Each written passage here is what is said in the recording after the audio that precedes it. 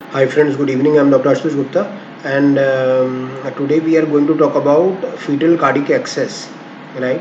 So we are doing a lot of fetal reductions, right? So fetal reductions can be done because of the varied reasons, and but eventually the baseline is this: कि whenever we are doing a fetal reduction, so probably we are doing as much as an anomaly or a morphology scan to the babies that we are leaving, right जिस baby को हम छोड़ रहे हैं हम उसमें या जिस बेबी को हम चूज़ कर रहे हैं हम उन दोनों में से जो भी बेबी जिसको हम whichever baby that we are leaving और whichever baby that we are reducing so we are trying to do an early sort of a morphology scan so as to identify and is everything fine or is anything abnormal with those babies, right? So that helps us in deciding, right?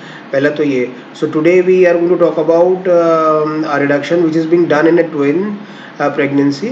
It could be because of a lot of reasons, but in this case it was a unicornuate uterus.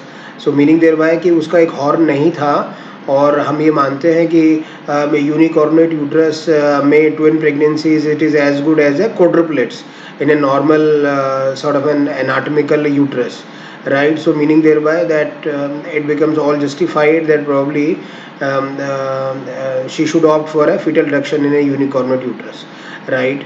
And then so we agreed to all these things, and then we did the level 1. So traditional level 1 या traditional nuclear scan जो भी होता है वो दोनों babies में बिल्कुल absolutely it was okay, है ना? And then how did we decided which baby to reduce, तो वही मैं आपको बताने वाला हूँ.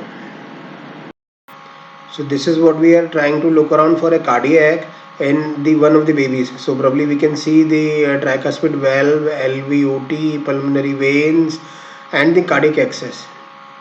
Now we are getting on to the second one, and then we are trying to identify कि जो cardiac axis है इसका वो slightly left cardiac deviation है इसका, right?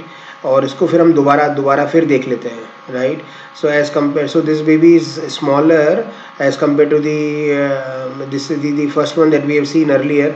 लेकिन फिर भी इसको अगर हम ध्यान से देखें तो what we can see is this कि जो it is a left cardiac axis deviation, right?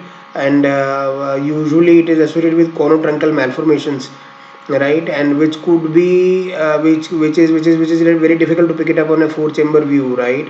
And at something around 12 weeks or so when we are intending to do the reduction, right? दोबारा देखते हैं. देखिए कार्डियक एक्सिस 45 डिग्री का होता है या मोटा मोटा ऐसा समझिए कि 45 डिग्री या 4 o'clock पे होता है. इसका 3 o'clock पे आ रहा है, right? So it is stead left axis deviation, right?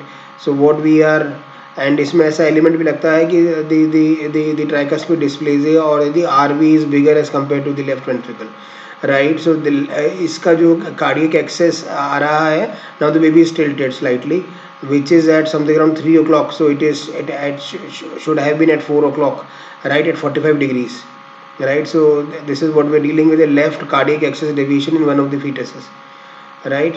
And therefore that helped us immensely in choosing the baby which one to get to reduce, right?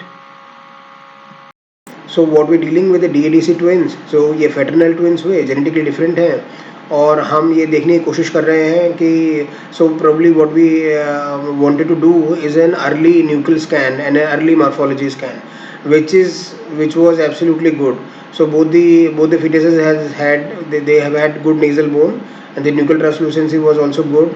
Ductus venosus या TR का जो element था वो भी नहीं था, and then but then we wanted to do